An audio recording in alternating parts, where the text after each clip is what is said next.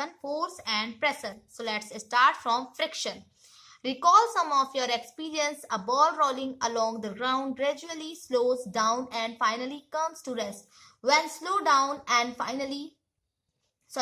we stop paddling a bicycle, it gradually slows down and finally comes to a stop. A car or a scooter also comes to rest once its engine is switched off. Similarly, a boat comes to rest if we stop rowing it.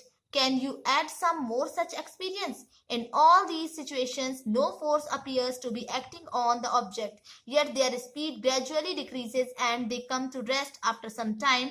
What causes a change in their state of motion? Could some force be acting on them? Can you guess the direction in which the force must be acting in case? Friction means घर्षण. आपने कुछ experience किया होगा, फर्श पर moving जो ball होती है वो धीरे धीरे धीमी हो जाती है और लास्ट में रुक जाती है. साइकिल चलाते समय जब हम पैडल चलाना बंद कर देते हैं तो ये भी धीरे धीरे धीमी हो जाते हैं और लास्ट में रुक जाती है. किसी कार या स्कूटर के इंजन को बंद कर देने पर वो भी कुछ समय के बाद रुक जाता है. इसी प्रकार अगर नाव भी हम खेना बंद कर देने पर कुछ दूर चलकर वो भी रुक जाती है. तो क्या आप इस प्रकार के कुछ और एक्सपीरियंस इसमें जोड़ सकते हैं? तो इन सभी सिचुएशंस में ऑब्जेक्ट पर कोई फोर्स लगता प्रतीत नहीं होता है, फिर भी इनकी स्पीड धीरे धीरे कम हो जाती है और लास्ट में ये रेस्ट में आ जाते हैं, रेस्ट करते हैं, विराम अवस्था में आ जाते हैं. इनका जो डायरेक्शन ऑफ फोर्स है ना, गति की अवस्था, ठीक है, उसमें स्टेट ऑफ मोशन है ना, तो इनका जो स्टेट ऑफ मोशन में चेंज किस कारण होता है? क्या इन पर कोई फोर्स लग रहा होता है? तो क्या आप गेस कर सकते हैं कि प्रत्येक सिचुएशन में फोर्स किस डायरेक्शन में लग रहा होगा?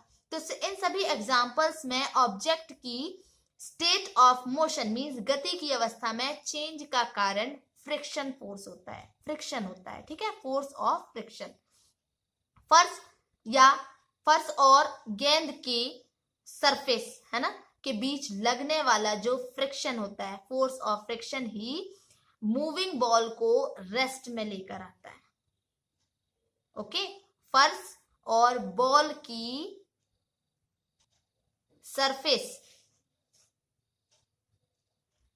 के बीच लगने वाला फोर्स ऑफ फ्रिक्शन, घर्षण बल है ना, ही मूविंग बॉल को रेस्ट में लेकर आता है.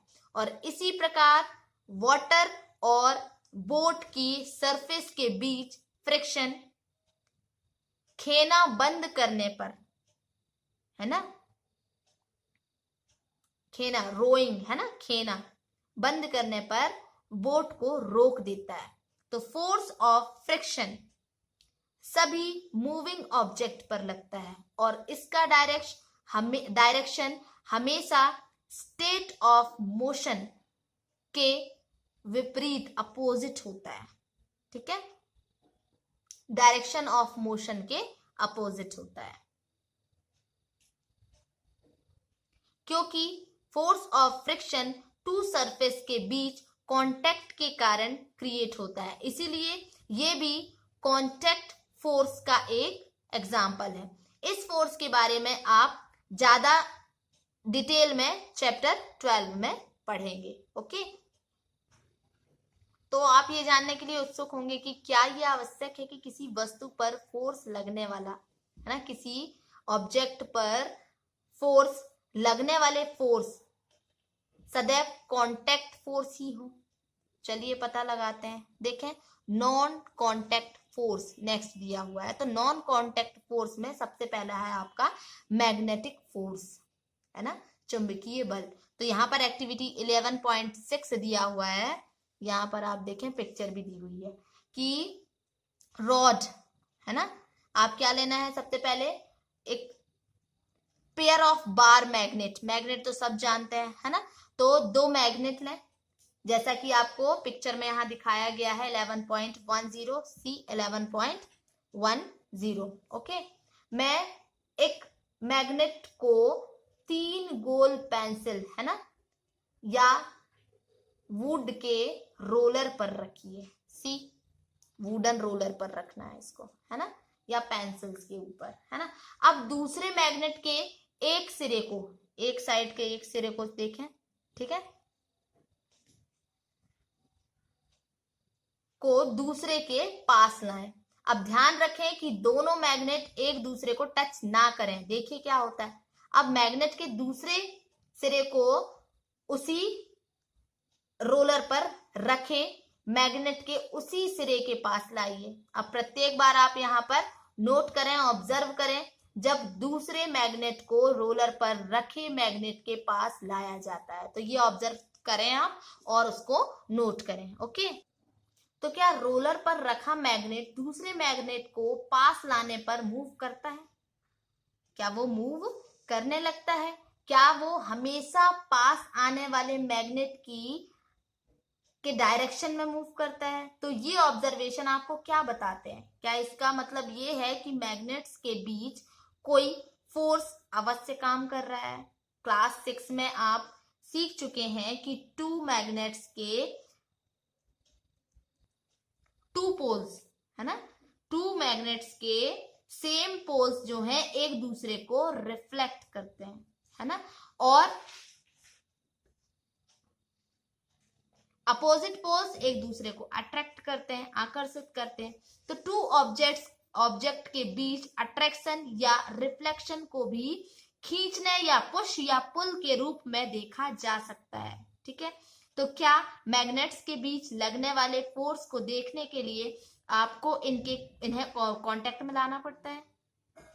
एक मैग्नेट दूसरे मैग्नेट पर बगैर कांटेक्ट में आए ही क्या कर सकता है? फोर्स लगा सकता है। देख सकते हैं आप, आपने तो मैग्नेट्स चलाया होगा, ठीक है, लगा सकता है। तो मैग्नेट द्वारा लगाया गया फोर्स नॉन कांटेक्ट फोर्स का एक एग्जाम्पल है। ओके, इसी प्रकार मैग्नेट द्वारा किसी आयरन के टुकड़े को, पीस ऑफ आयरन, है ना, पर लगाया गया फोर्स भी नॉन कांटेक्ट फोर्स है। ओके, नाउ इलेक्ट्रोस्टैटिक फोर्स, स्थिर वैद्युत बल, इलेक्ट्रोस्टैटिक फोर्स। यहां फिर एक एक्टिविटी दी हुई है 11.7, जिसमें ये आप देख सकते हैं एक डायग्राम बना हुआ है। ठीक है, तो इस डायग्राम में आप देखेंगे क्या करना है कि प्लास्टिक का एक स्ट्रॉ लेना है, स्ट्रॉ तो सब जानते हैं, ठीक है, और उसको लगभग 2 इक्वल पार्ट्स में हमको कट कर लेना है। फिर उसके बाद क्या करना है, देख सकते हैं आप यहाँ पर, सी स्ट्रॉ को लेकर 2 इक्वल पार्ट में कट कर दिया है। ओके, उसके बाद धागे की, थ्रेड की हेल्प से एक पीस को किसी मेज के किनारे से आपको लटका देना है। देखें, जैसे यहाँ पर लटकाया है मेज से, टेबल से, है ना, लटका देना है। फिर अब स्ट्रॉ के दूसरे पीस को अपने हाथ में पकड़िए और इसके फ्री साइड को कागज की एक शीट से रगड़िए। ठीक है, कागज की एक शीट से आप उसको रगड़े, पॉर करें। ठीक है, फिर ये सुनिश्चित करें कि दोनों पीस,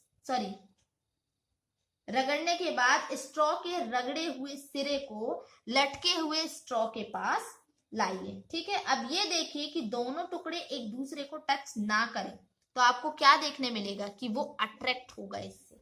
ठीक है, अब लटके हुए स्ट्रॉ के सिरे को कागज के, है ना, कागज की शीट से फिर से आप क्या करें, रब करें। ठीक है, फिर से दूसरे स्ट्रॉ के पीस को, जिसे पहले ही आप कागज की शीट से रब कर चुके हैं, लटके हुए स्ट्रॉ के साइड पर लेकर जाएं। ठीक है, फ्री एंड, है ना, उसका स्वतंत्र सिरा जो है, ठीक है, वहां लेकर जाइए। अब आपको क्या देखने मिलता है, ये ऑब्जर्व करना है एक्टिविटी करके। ठीक है, तो कागज की शीट, है ना, जो पेपर की शीट से रब किया गया, रब करने पर स्ट्रॉ इलेक्ट्रोमैग्नेटिक फोर्स को क्रिएट कर लेता है। ठीक है, चार्ज कर देता है, क्रिएट नहीं, चार्ज कह सकते हैं हम। तो ऐसा स्ट्रॉ चार्ज ऑब्जेक्ट का एक क्या है, चार्ज बॉडी का एक एग्जाम्पल है ना। तो एक फोर्स चार्ज बॉडी पर, एक चार्ज बॉडी द्वारा किसी दूसरी चार्ज या अनचार्ज ऑब्जेक्ट पर लगाया गया फोर्स जो है वो इलेक्ट्रोस्टैटिक फोर्स कहलाता है। The force exerted by a charged body on another charged और uncharged body is known as electrostatic force. Okay, तो ऑब्जेक्ट के कांटेक्ट में ना होने पर भी ये फोर्स काम करता है, इसीलिए electrostatic force non contact force का एक और एग्जाम्पल है। आप चैप्टर 15 में